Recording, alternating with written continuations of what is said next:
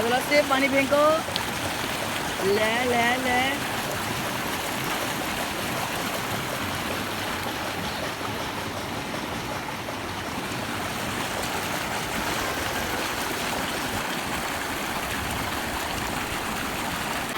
देखो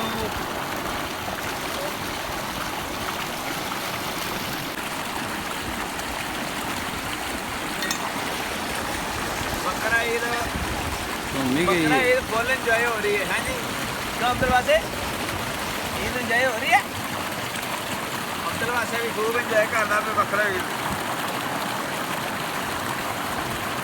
कुर्बानी करके फारग होया और नहा धो के कपड़े पा के सोने कपड़े पा के अब्दुलवासे प्यारे प्यारे कपड़े पहन के अब्दुलवासे अब तैयार हो जाएगा। अब्दुलवासे का छोटा बकरा आ गया इधर से।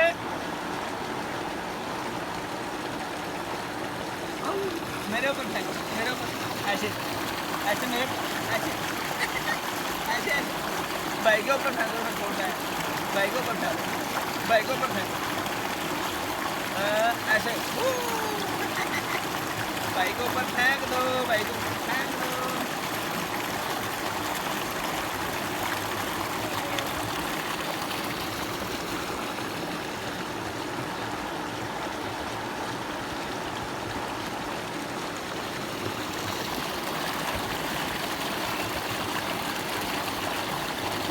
चौबी घंटे मोटर चलती है और पानी फिर पूरा रहा है। मूंगी लग रही भी है मकई जी है मकई की कटाई हो गई है